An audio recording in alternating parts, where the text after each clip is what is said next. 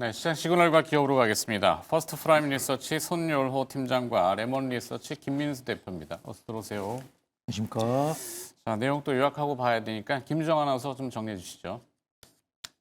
네, 첫 번째 시그널은요. 오늘 우리 시장이 저 멀리 우주에서 날아온 소식으로 인해서 뜨겁게 반응하고 있습니다. 바로 일론 머스크 CEO의 스페이스 X가 내년 상장 IPO를 준비하고 있다는 소식 다들 들어보셨을 것 같은데요. 기업 가치만 무려 2,200조 원입니다. 사상 최대 규모의 IPO 소식에 관련 종목들이 뜨겁게 비상하고 있는데 어떤 내용인지 함께 알아보도록 하겠습니다. 일단 스페이스 X에 대해 다시 한번 짚어보도록 하겠습니다. 단순히 로켓 발사 기업에 국한되는 것이 아닙니다. 일단 스타링크도 함께 체크해 보셔야 될 것 같은데요. 이미 800만 명 이상의 활성 사용자 수를 보유하고서 9천 개가 넘는 위성들이 저궤도에서 서비스를 제공하고 있습니다. 이것과 덧붙여 미래 확장성을 가지고 있는 기업이라고 시장은 평가하고 있는데요. 특히 휴대전화와 위성을 직접 연결하는 통신 사업도 구축하고 있고요. 나사의 우주비행사 달 탐사 프로젝트 같이 다양한 개발 프로젝트까지 현재 진행하고 있는 기업으로 알려져 있습니다. 그렇다면 우리 투자자들의 입장에서 국내에서는 어떤 기업들에 함께 집중해 봐야 될까요? 벌써부터 스페이스 X의 소재, 인프라 등을 공급하고 계약을 체결한 이력이 있는 기업들의 시장을 주목하고 있는데요. 일단 부품과 소재 계약이 있었던 기업들로는 서진 시스템, HVM, LK 삼양 등이 함께 거론되고 있고요. LG 엔솔 역시 스페이스 X에 탑재되는 배터리 납품 의뢰를 받은 적이 있어 함께 급등하고 있습니다. 그 외에도 스페이스 X의 생산 공장에 들어가는 인프라 계약을 체결한 기업들도 있는데요. YJ링크, 솔루엠 등이 함께 포함되고 있습니다. 단순히 소재 부품주만이 아니라 현지 지분 투자, 현지화 전략을 꾀하고 있는 아주 IB 투자 같은 기업들까지 오늘 함께 상승의 대열을 가하고 있는데요.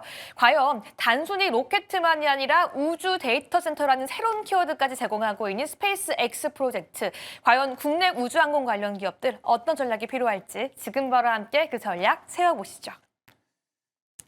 네, 스페이스X가 상장을 추진한다고 합니다. 일론 머스크는 긍정 예스라고 답을 한 것 같고요. 자, 이제 하나씩 풀어주시겠습니까? 앞에 뭐 내용 정리는 대충 된 것 같은데요. 어느 분이 먼저? 네.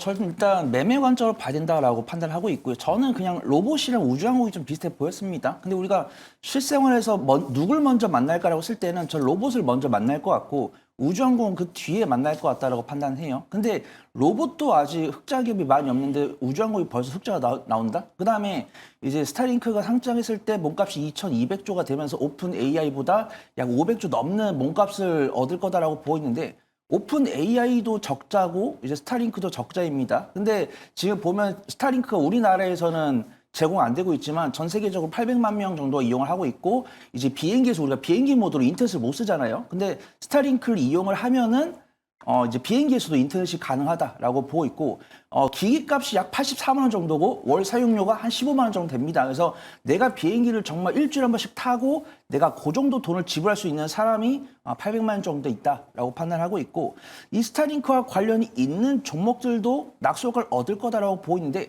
그중에서도 흑자를 유지하고 있는 기업은 HVM 정도 된다라고 판단하고 있고요. 그다음에 스타링크의 지분을 갖고 있는 기업이 미래에셋 벤처 투자입니다. 그다음에 오늘 스피어 같은 경우는 이제 전 사명은 라이프 시멘틱스였어요. 이제 비대면 의료 관련 기업이었는데 이 스피어가 이 라이프 시멘틱스를 흡수하면서 사명을 바꾸고 거기에다가 이제 우주항공 사업까지 편입을 한 겁니다. 그래서 지금 스피어 같은 경우는 이 스페이스 X에다가 소재를 납품한다는 뉴스에 이제 20% 넘게 상승하는 모습이고 이번 주 월요일 날 제가 투자인후에서 HVM 말씀드렸었는데 HVM 같은 경우는 흑자 유지 기조율을 보여주고 있고 이번에 스타링크에다가 부품을 납품을 하면서 오늘 추가 상승 나오고 있습니다. 그다음에 저는 하나그룹주를 좀 봐야 된다라고 판단하고 있고요. 나는 단기적인 변동성을 선호한다. 난 매매를 정말 잘한다라고 했을 때는 미래에셋 벤처 투자나 HVM 이런 종목들 봐도 되는데 HVM 보니까 오늘도 외국인과 기관의 쌍끌 매수 들어오더라고요. 그래서 HVM 같은 경우는 안전해 보인다. 근데 나는 정말 매매 잘한다. 그냥 손 팀장 너를 종목만 말하고 너 가라. 그러면 저는 미래에셋 벤처 투자나 인텔리안테크, 세트레가이 요즘 될 수 있다고 판단하고 있고 저는 탑픽은 하나그룹주가 좀 안전해 보인다. 그렇게 좀 판단하고 있습니다. 한화그룹주요? 네. 네. 그런데 이 스피어는 특수학금 자체 제작 공급인지 아니면은 누가 제작한 거를 중개해서 공급해주는 어떤 브로커리지의 역할인지가 좀 애매모호하더라고요.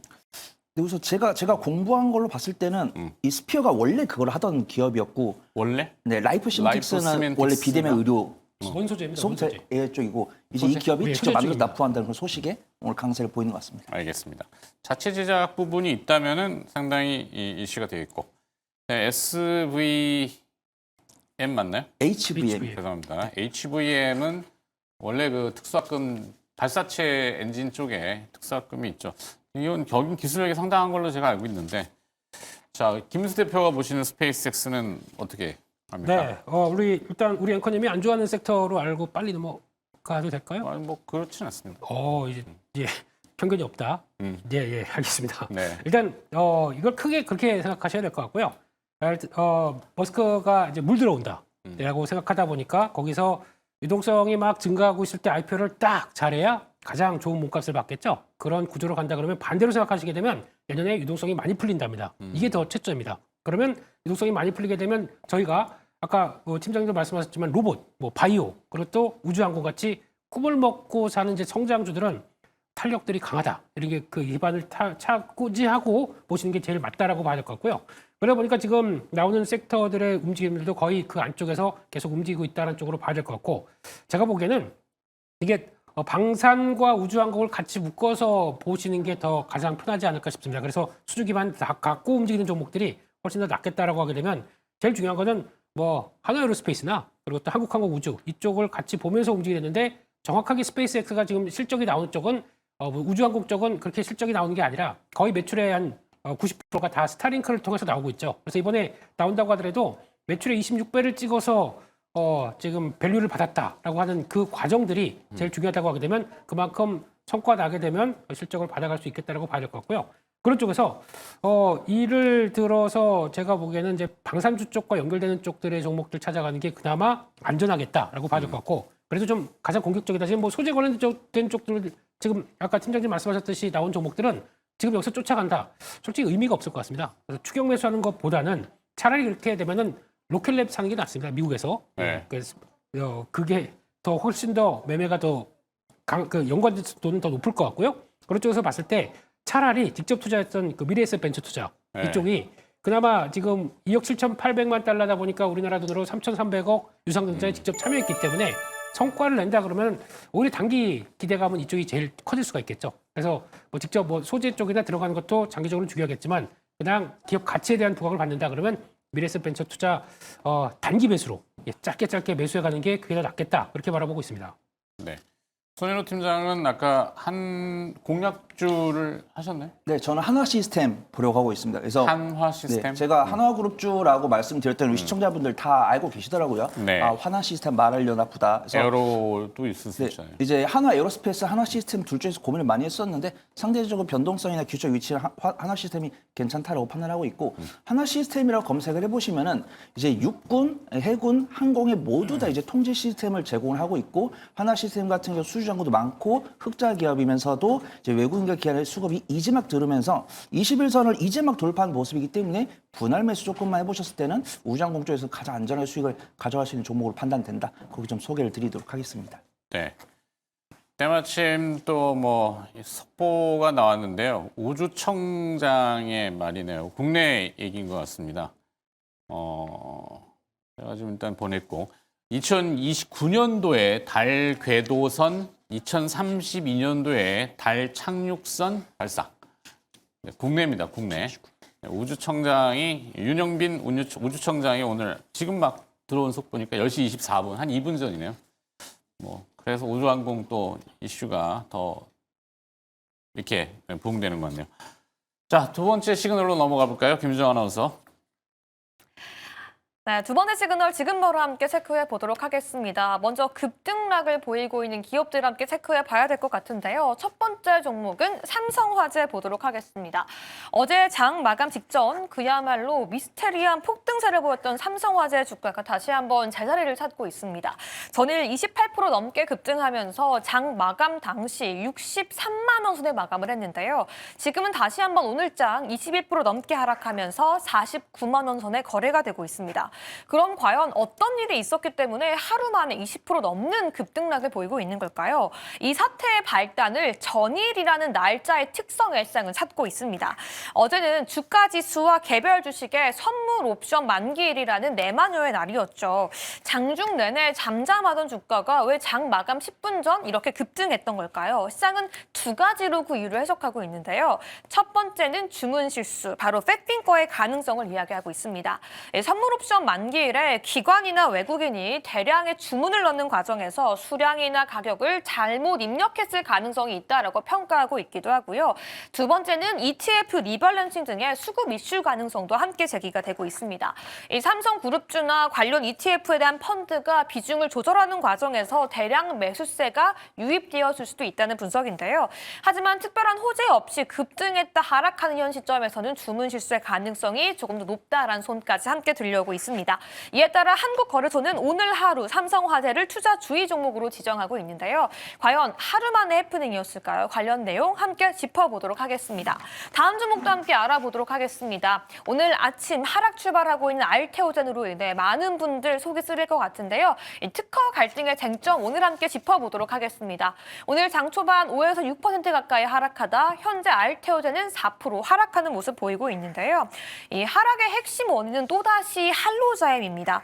최근 머크가 할로자임의 특허를 공격하자 그에 대한 반발로 인해 머크부터 이제는 알테오젠까지 함께 공격하는 모습 보이고 있는데요.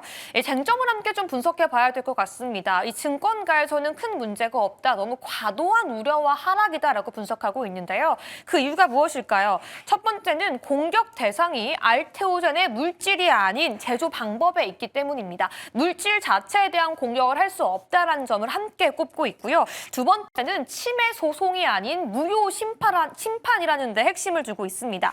알테오젠이 특허 침해라던가 기술을 훔쳤다라고 주장할 수 없는 점이 핵심이라고 뽑았고요. 마지막으로는 할로자임의 논리 역시 너무나도 일반화의 오류라고 평가하고 있는데요. 알테오젠 증권사들이 오늘 아침에 주장하는 것처럼 너무 과도한 우려일까요? 아니면 할로자임의 특허 무효 심판 청구에 어떤 이슈와 근거가 있는 걸까요? 해당 내용 함께 짚어보면서 현재 알테오젠 들어가도 되는 건지 피해야 하는 건지 전략 지금 바로 함께 알아보겠습니다.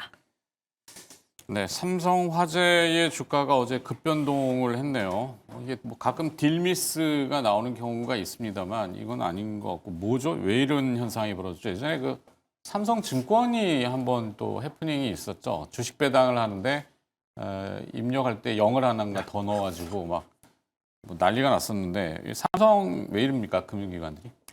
모르죠. 일단 뭐 선물 옵션 만기일 뭐 어쩌고 저쩌고 주문 실수 어쩌고 저쩌고 그거보다 제가 보기에는 어제 같은 날 이제 ETF가 편입이 많이 되는데 네. ETF 편입되는 과정 쪽에서 요즘 보게 되면 주식형 펀드 쪽으로 자금이 많이 들어옵니다. 그런 쪽에서 설정하는 과정 쪽에서 그 과정에서 주문 실수가 아닐까 개인적으로 그렇게 추측하는데 그냥 아무 의미 없습니다. 어제 올라갔다 지금 다시 제자리로 됐으니까 가중치를 뭐 0을 하나 더 줬겠죠. 그렇겠습니다. 예, 그렇게 들어간 그러니까 걸로 프로그램이 그냥 시장가로 또 매수를 내버리고 흘러 그렇게 들리는 것 같습니다. 그래서 뭐 충분히 가능성이 있겠네요. 예, 이런 쪽에서는 아무 의미 없다 그런 쪽으로 보시고 그러면 삼성화재를 가지고 투자 대상이 될 수 있겠느냐? 혹시나 약간 화재 뭐 손해보험 화재보험 이 관련된 쪽에서 동향을 보게 되면 저희가 코로나19 때 이후부터 그래도 이동이 많아지다 보니까 자동차 보험의 사고율이 좀 올라갑니다. 그런데 그거에 비해서 지금 손해보험료를 적절하게 가치 인상을 하는 폭들이 조금 약하다 보니까 그만큼의 그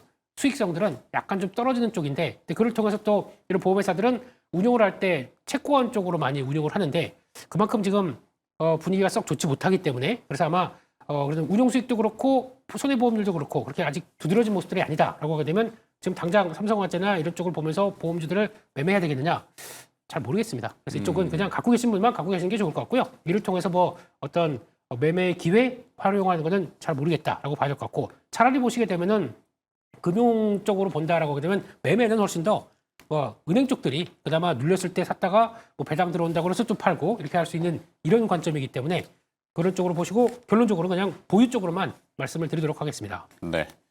일단 뭐 특별한 어떤 삼성화재의 본질적인 펀더멘탈의 이슈는 아닌 걸로 네. 현재 파악이 그렇게 되고 있다 정도입니다.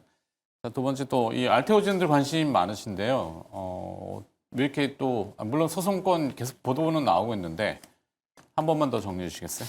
네, 제가 고민을 했던 부분을 우리 유정 아나운서께서 잘 해결해 주신 것 같습니다. 우리가 알테오젠과 머크라고 할로자임을 검색을 해보면은 소송이 여러 가지가 있는데 물질 관련했을 때는 알테오젠 승소를 했어요. 근데 이 물질이 아닌 생산 방식이나 이런 거에 대해서 태클을 걸었다고 이야기했으니까 지금 알테오젠이 겪고 있는 법적 소송은 우리가 이전에 이미 알고 있었던 것과는 다른 것으로 판단합니다. 그래서 일단은 가처분이라고 이야기를 했기 때문에 제가 저번 주도 말씀드린 것처럼 이 가처분 같은 경우는 어떤 소송 절차가 길어질 것 같으니까 이걸 합당한지 따져갈 건데 따지기 전에 네가 먼저 취하고 싶으면 취해도 된다. 그런 동안 우리가 변론을 통해서 시시비비를 가릴 것이다. 이런 내용이라고 판단했습니다. 그래서 이 알테오젠을 바라보고 있는 시선의 긍정적인 시선과 보수적인 시선을 정해가지고 바운더리를 정해보면 된다라고 판단하고 있는데 저번 주 금요일 날 제가 궁금했던 부분들을 어떤 한 기자분이 정해주셨더라고요. 우리가 키트로드 SC가 전 세계에서 100이 팔린다고 쳤을 때 미국에서 한 55 정도 팔리고 네. 유럽에서 22 정도 팔린다고 합니다. 그 다음에 독일이 2 정도래요. 그래서 만약에 독일이 가처분 승소를 해가지고 이제 완전 승소까지 해가지고 독일이 안 팔리면은 전체 이제 알테오리에서 받으려는 로열티에서 100만 원어치에서 98만 원 줄어드는 겁니다. 그러면 간단히 생각했을 때 고점 대비해서 2% 밀리면 합당한 밸류체인이라는 거예요. 근데 만약에 독일에서 뭐 당연히 미국은 손 안 대겠지만 독일이 이제 보수적이다 보니까 유럽이 다 동의해준다. 그랬을 때 알테오젠이 고점 대비해서 22% 빠지면은 적정한 밸류체인이다라고 하는 겁니다. 그래서 지금 알테오젠이 고가가 56만 9천 원이고 여기서 22%를 할인하면 44만 원입니다. 그러면 알테오젠이 44만 원 아래로 내려갔을 때 독일에서 모조리 하나도 못 판다라고 했을 때는 44만 원의 적정 밸류 체인인데 지금 알테오젠 사측에서 말하는 거랑 기자분들이 말하는 걸 감안했을 때 일단 독일은 포기하더라도 시간 때문에 포기하더라도 2% 이상 밀린 것은 많이 밀린 거다라고 평가를 할 수 있는 겁니다. 이거는 그냥 숫자 놀이에요. 그 다음에 숫자 놀이를 넘어서 수급동을 봤을 때 제가 오늘 알테오젠을 분할 매수 의견을 드렸던 거는 개장 초반에는 외국인 순매수가 확인됐었습니다. 근데 지금 9시 51분 되니까 외국인 순매도로 전환되고 기관 순매수가 확인되는데 기관 순매수가 외국인 매도보다 적기 때문에 분할 매수 의견을 드리는 겁니다. 그래서 나는 알테오젠을 가지고 오늘 사서 내일 수익 보겠다. 다음 주 월요일 수익 보겠다. 이러신 분들께 제가 권해드리지 않고요. 네. 나는 알테오젠을 사고 싶었는데 좋은 기회가 안 오나요? 라고 했을 때는 오늘이 좋은 기회다. 근데 오늘 살 때 내가 사려던 금액을 모조리 다 사는 게 아니고 3분의 1 정도만 산 다음에 외국인과 기관이 이틀 넘게 순매수를 연속적으로 보여준 날이 확인되어야지 정말 안전한 매수 타점인 것 같다. 그거 좀 평가를 해보도록 하겠습니다. 네. 알테오젠 하여튼 뭐 보유하신 주주분들은 걱정이 많으실 거고 그다음에 신규 매수는 쉽지 않긴 한데 뭐 저가 매수를 공격적으로 또 노리시는 분들도 있긴 해서 분할 매수 전략으로 네, 보유하시는 분들은 홀딩하시면 될 것 같다라고 판단하고 있고요. 네. 신규 매수하실 분들 중에서 뭐 단타하시는 분들께 권해드리지 않고 뭐 수익 관점을 보신 분들은 내가 원래 매수하던 비중에 3분의 1 정도를 매수할 시점으로 보인다. 그거 좀 말씀을 드리도록 하겠습니다. 알겠습니다. 자, 마지막 시그널로 넘어가겠습니다. 김유정 아나운서 다시 나와주세요.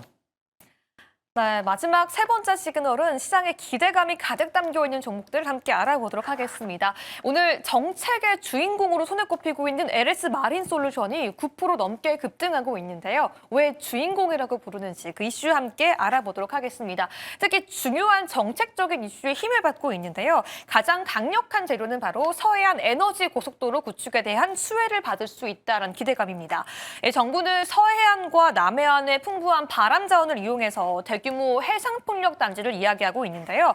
결국 이렇게 만든 전기를 그 외의 도시로 이동하기 위해서는 바다 밑을 지나는 대규모 해저 케이블, 전력망이 필요하다라고 이야기하고 있습니다. 결국에는 단순한 수주가 아니라 정부 정책에 이끌어지는 수주이기 때문에 시장의 영향 또 경기 변동과 상관없이 확실한 수혜를 받을 수 있다라고 기대하며 LS 마린솔루션과 해상풍력 관련 기업들의 주가 상승까지 이끌어지고 있고요. 특히 국민성장펀드도 함께 주목해 보셔야겠습니다. 이 국민성장펀드는 에너지 전환, 전력 인프라 등을 확실하게 이끌어 나가겠다라고 이야기하고 있죠. 이 전력망 사업 같은 경우에는 초기에 막대한 자금이 필요한데요. 이 해상 전력 인프라 분야에서 막대한 인프라와 기술 능력을 보유하고 있는 LS 마린솔루션이 가장 큰 수혜를 받을 수 있다라고 시장은 평가하고 있기도 합니다. 마지막으로는 2차 범정부 TF 전일 열렸던 회의였죠. 이곳에서는 5년 안에 내에 시장의 규모를 30배까지 늘리겠다라고 이야기하면서 앞으로 LS 마린솔루션의 추가적인 성장까지 함께 기대해 볼 수 있는 내용들이 속속히 보도가 되었습니다. 결국 시장에 나오고 있는 모든 호재들이 LS 마린솔루션을 주인공으로 이야기하고 있는데요. 압도적 수주 잔고와 인프라를 선점하고 있는 LS 마린솔루션, 지금도 매력적인 자리가 있는지 그 전략 함께 세워보도록 하겠습니다. 그럼 다음 종목도 함께 열어보시죠. 현대모비스, 최근 이 현대차 그룹이 로봇이라는 키워드와 함께 시장의 또 다른 주인공이 되어가고 있는데요. 결국 자동차 부품만이 아니라 로봇으로 함께 날아오를 수 있는 엔진이 될 수 있을 전략 함께 세워보도록 하겠습니다. 오늘 상승의 가장 큰 이유는요, 이 액추에이터란 부품인데요. 현대차 그룹이 로봇 사업을 키우고 있다는 건 다들 아시죠? 로봇을 만들기 위해서는 사람의 관절 역할을 하는 이 액추에이터가 핵심인데요. 특히 로봇의 비용 중에 무려 60%가 넘는 굉장히 비싼 부품입니다. 현대모비스는 이 액추에이터를 현대차 그룹이 하는 로봇 사업에 모두 전량 공급할 수 있다는 기대감 속에 이 실적 기대감이 굉장히 커지고 있고요. 이런 모습 때문인지 증권가들은 계속해서 러브콜을 보내고 있습니다. 이 쇠 선호주로 꼽으면서 이 목표가까지 함께 상향시키고 있는데요. 이 탄탄한 기술력과 더불어서 2조 원이라는 막대한 R&D 비용까지 투자하는 가운데 기존 본업도 탄탄한데 새로운 신성장 동력까지 막대하다라고 시장은 평가하고 있습니다. 현대모비스 과연 지금도 매력적인 종목일까요? 그 전략 지금 바로 함께 알아보시죠. 자, 고프펀드 집행 구체적인 계획은 아직 안 나왔는데 어제 일부 출범식 하면서 내비쳤던 게 서해안 쪽인가요? 서남해안 쪽의 풍력 발전 얘기가 좀 있는 것 같아요. 러시아에서는 부유식 원자력 발전이 있습니다. 해안가에 아마 찾아보시면 나올 텐데 우리나라도 충분히 고려해 볼 만한, 왜냐하면 그 조선소 도크에서 그 지은 다음에 해상에다 띄워놓으면은 여러 가지 장단점은 다 있는데 뭐 나름 우리 입장에서 보면 혹할 수 있는, 자 그러면 이제 케이블로 이제 전력을 보내야 될 거 아니에요. 그러다 보니까 LS 마린 솔루션인가요? 이게 이제 또 뭐 나오는 것 같아요.